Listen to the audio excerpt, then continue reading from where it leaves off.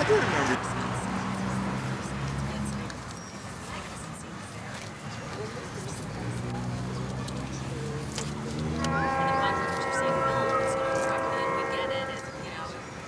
I mean, I don't know what else they would do.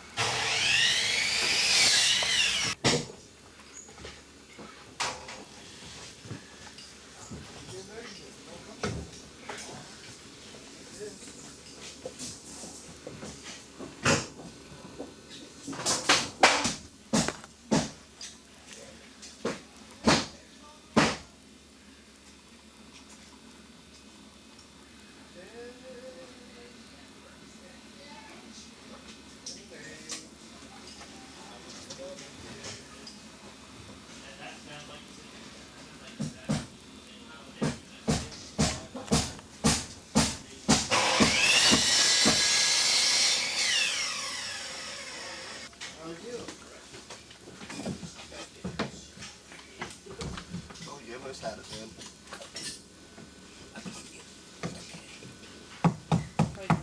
It gets shorter as it goes. Does it? Get to 12. Oh, he was? Yeah, you didn't hear.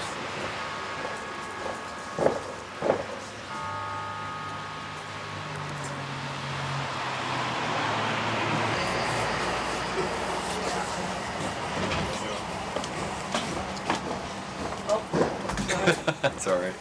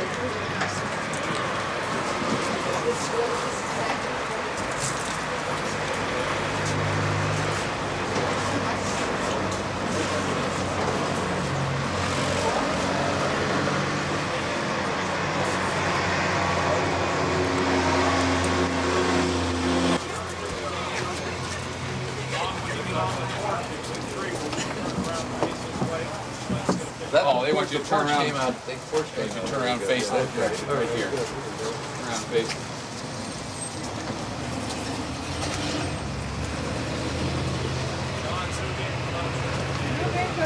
Oh, good.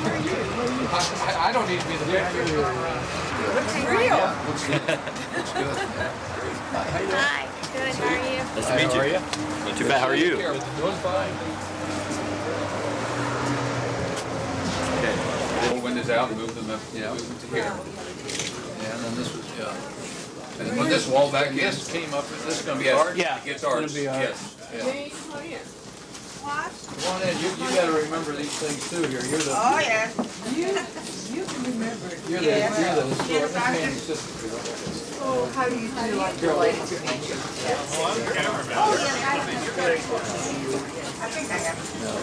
How you doing? What two steps now? So you can see it. Remember That porch just absolutely blew my mind.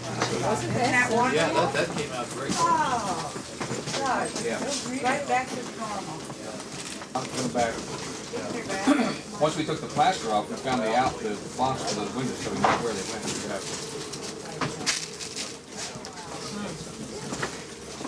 And you're standing in the Yeah, no kitchen table. I think you need to be close here so you can hear us commenting here. No, not in the house like it was down there. That's only after they moved it on up, Oh, okay. moved it on up, yeah. if you go out that door, they built the porch out, and you can see there's enough room to put the ice box. I want you Oh, that's right, It's because, here, so you can see yeah, that. because this was a wall right here. And this was the cook, the closet back in here for rooms and that stuff. And then out here is where the ice box was. Yeah, so we tried to build that porch just so it would be just like, Yeah, the ice box was right back in here. okay.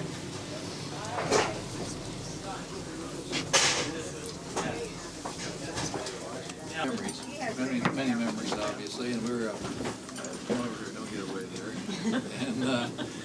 And, you know, we went through and the house had been changed some when it was moved up before it was moved down here. And it used to be sat up just above Old Route 40 out here above the S Bridge at the end of New Concord. And when they put the new road through back in World War II days, they moved the house. They had to cut away some of that bank, so they moved up to the hill. Then the house was moved down here more recently. But we went through and recalled all the different rooms and where things sat and so on, and they've done a wonderful job here of reconstructing this. It looks, it's coming out just like it was back when I was a kid growing up here. You remember climbing out the window and looking? And you're gonna get me in trouble here. I remember doing lots of things. But there were railroad cars that you would watch going by, were you? Well, yeah, from up, this faced down across the valley. In fact, the back of the house now will face down on the old railroad down here. But the front of the house at that time looked down across Old Route 40 and across to the railroad down the valley as it went through on the way up to Newark and on into Columbus. How does it feel to think that so many people are going to be coming through your Boyhood home? Is it an invasion of privacy, a little part of you? No, not at all. Quite the opposite. I don't look at it that way at all. You know, Andy and I we don't need any memorial to us. We've got our own memories of things that happened back in those days. Our memories of the homes here and all. Her home up on the hill is still up there, and ours here has been put together here. But the main idea of this thing is not just something for us to remember. It's something that if young people, the kids and college age and younger people can come through here and get a feeling of what it was like back then, and if this could be a center, a real learning center, not just a museum, but somewhere the kids can come through and they can have meetings in some of these rooms here, and classes can come in, and the history teacher can use whatever she wants to use for this.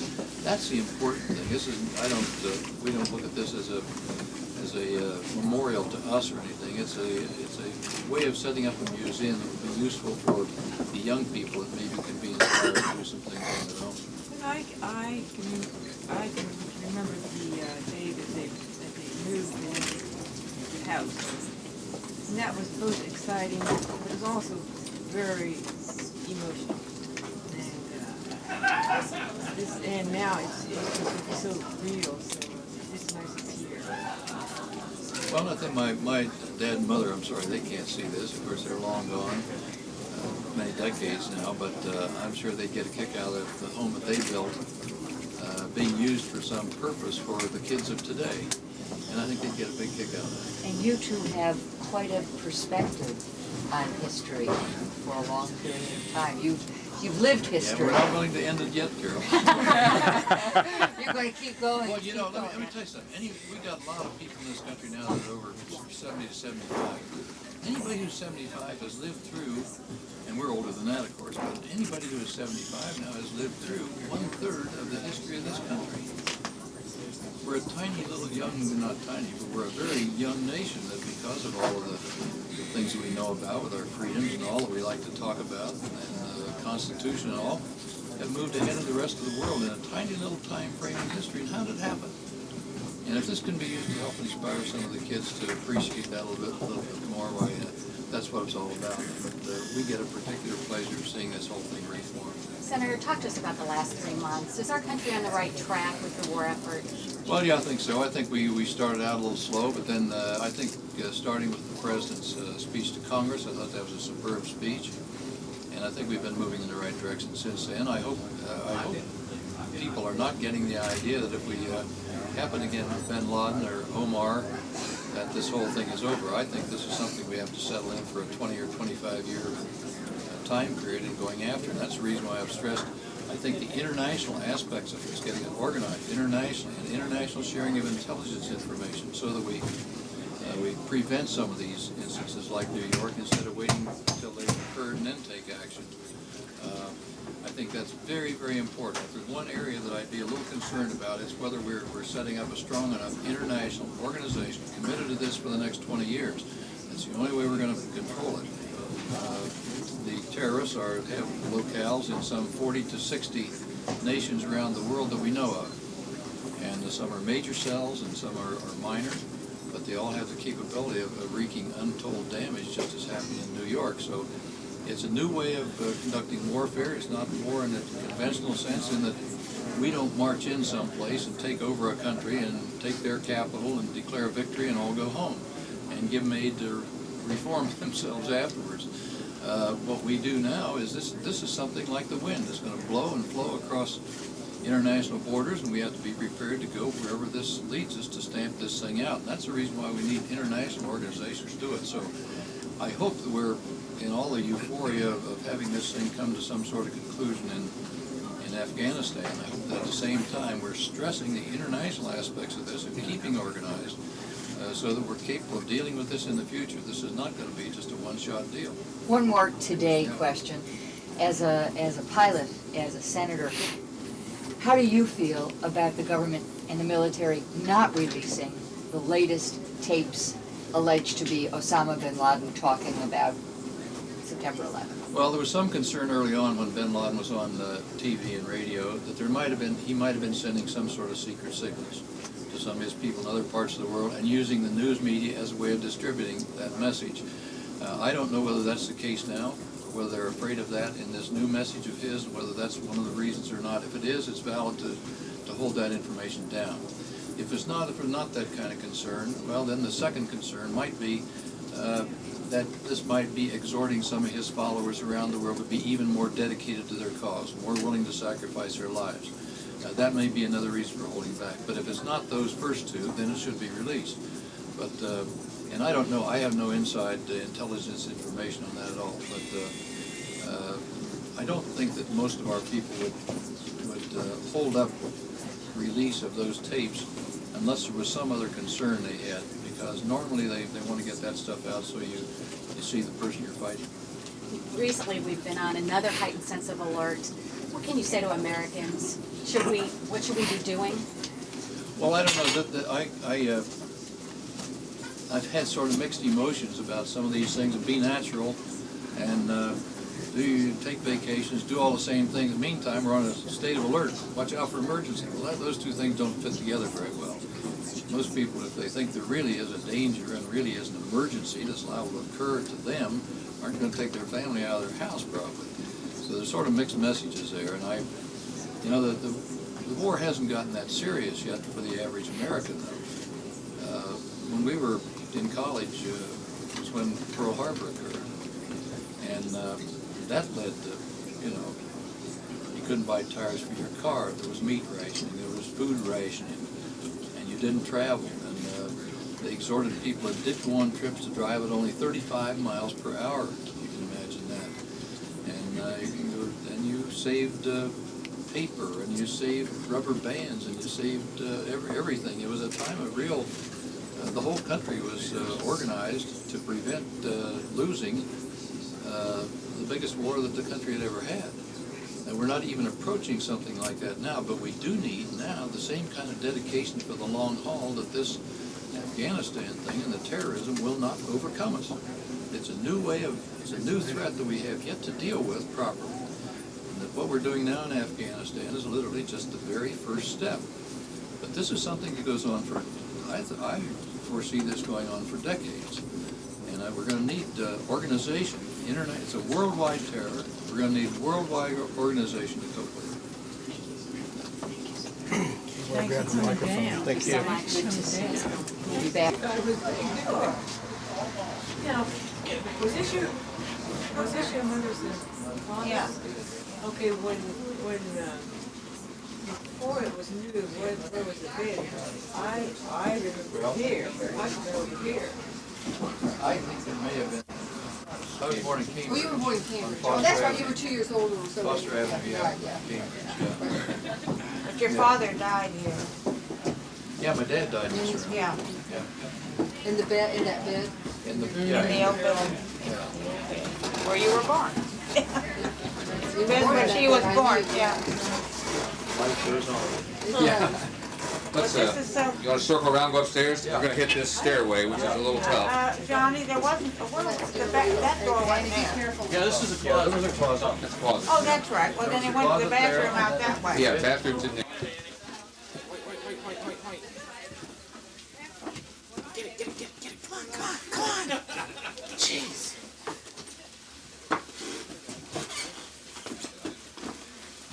I know, get out of the way. Yeah, I want to show you something. Phone used to be right on the wall. See this? See those holes there? Right there. Okay, that was put in there. Oh, that's, yes, That was put in there for the heat. Honey? That's exactly right. Yeah. Yeah. And we didn't know that was here until Yep. one of the I remember contractors that. uncovered it. Yep, And, that was heat yeah, circulation. it was sure. for the upstairs. Cold air And this one, also, Johnny? there's one here Cold too. air radiator. There's one under there and That then was there's it. one That's under like there. let the heat Yeah. circulate. We didn't know that until we started. Cold air radiator. So Yeah. Yeah. like carpet. I never noticed that. There was a Thank you. Wait. Okay, all right, we That's got what I remember. John's room's in there. I remember that was part of it. And the The bathroom was here. was here, but it was yours. Yeah. I'd love to know where your table was that you built airplanes at. And this one, okay. Straight old plain wooden table, very plain. And, well, then it was my study table also. Oh, And I then thought you had two. sometimes I had, sometimes there was another table over on that wall I built my lay things on. And I had my study desk was right, it was on over here. And then the bed was right here, like that. okay. And then this was up in the winter or summer, and then the air would come in here, and that's where my pillow was, right there. We won't have you climb out on this porch. Been out there many times. Many times. Does that look like Yeah. about what it Yeah, looked like? Sure does. Okay. Yeah, you guys have been coming out pretty close on this. That's great. We worked hard to make sure we did. Yeah. And then the model airplanes all got hung up by I thumbtacks all over. know, on the ceiling, yeah. Up on the flat ceiling? Yeah. On the flat ceiling? Oh, both. No. Large rooms. I know we've been up in the realm. Yeah. No problem. Usually I had the bed over here, and then opened that window at night, and the breeze would blow in. And then sometimes I had the, later I had the bed over there, like that, with the head up that direction, Okay. and an old metal bed. Because that looked out on the train. Yeah. Oh, yes, oh, yeah. And then then my study desk and all, that was over there. I had my study desk over against this wall here. Okay. It was just a great time. Yeah. I bet you remember that. Okay. Yeah. And a little desk on it. We can go into the house now. Yeah. Senator Glenn, I'm from WHIZ in Zanesville. Yeah, I don't. Good, I'm Megan, nice to meet you. Good to see you. We talked to you up here in your bedroom, is that be all right? Yeah. Okay, down there. Step into my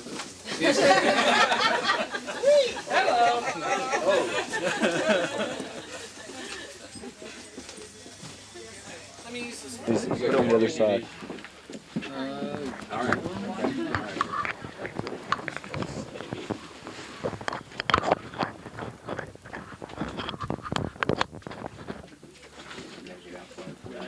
Not too bad.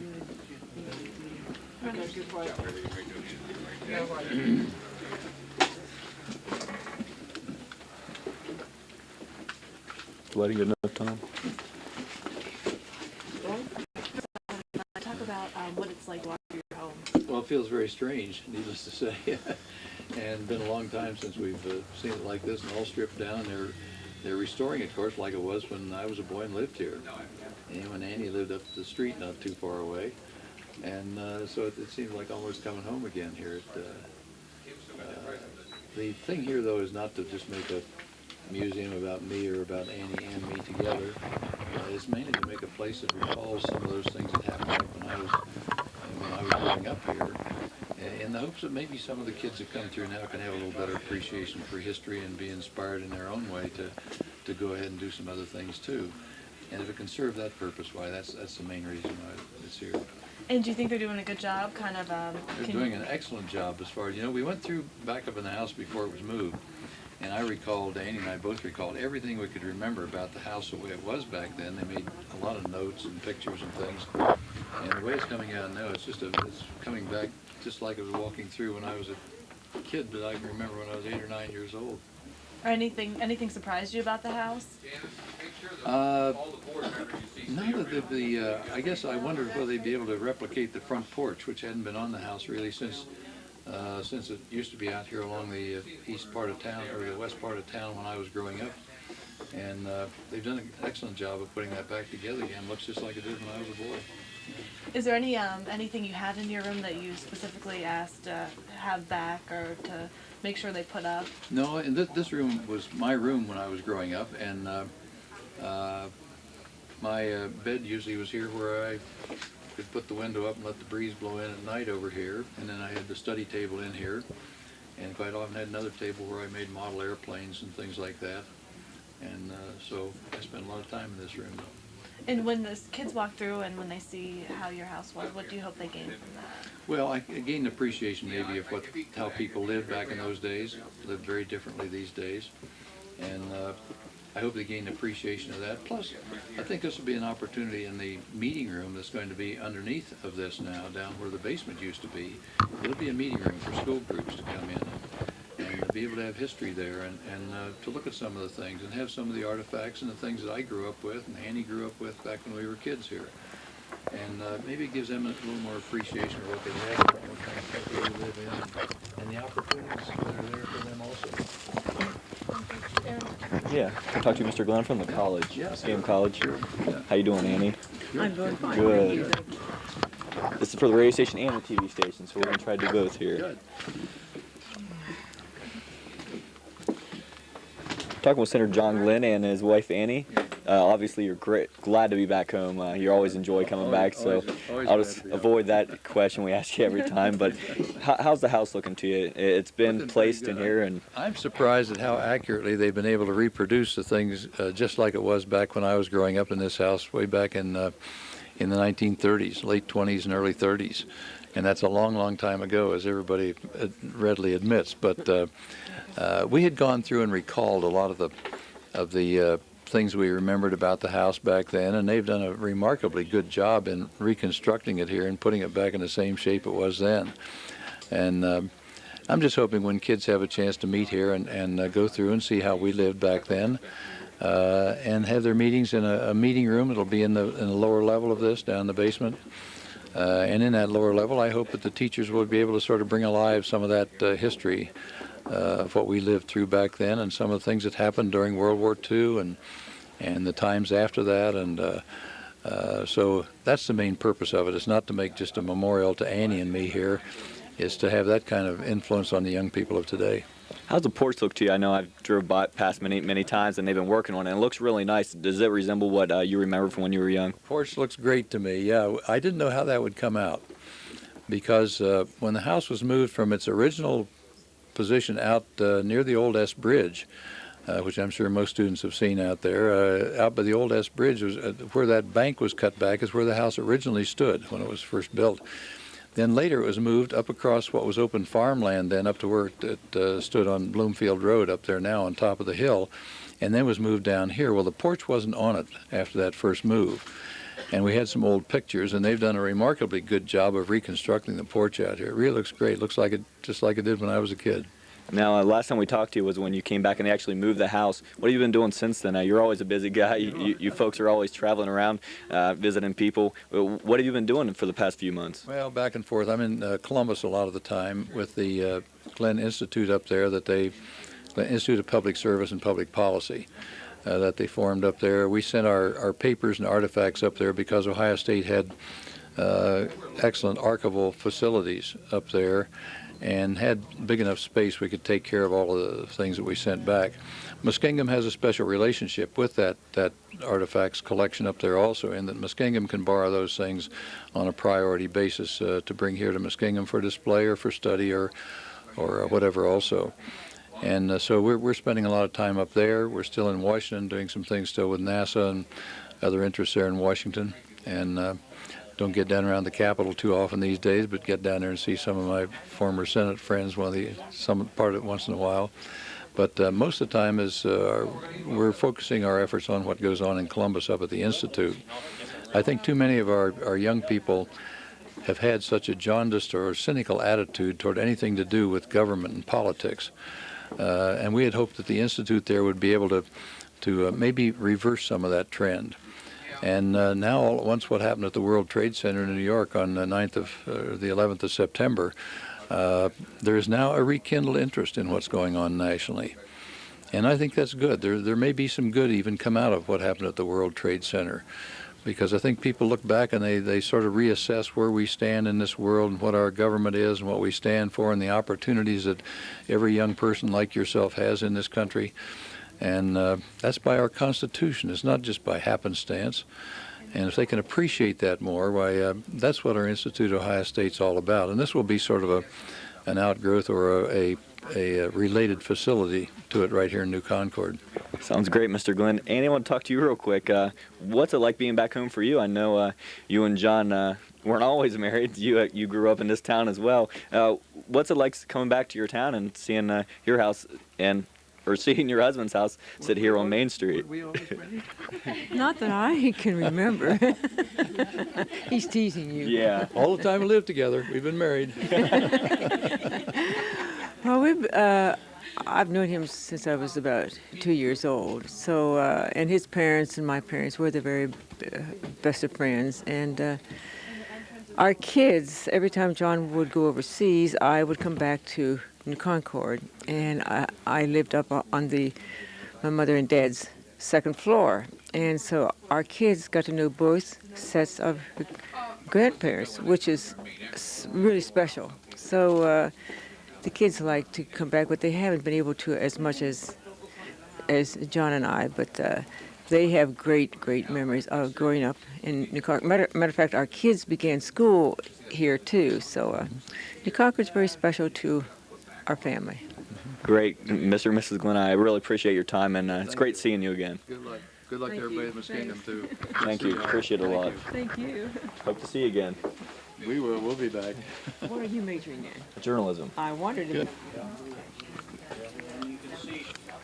Here with Dr. Laura Lee Porter. Dr. Porter, you've done a lot of work putting this house together, yourself and Mr. McKendry, as well as the committee.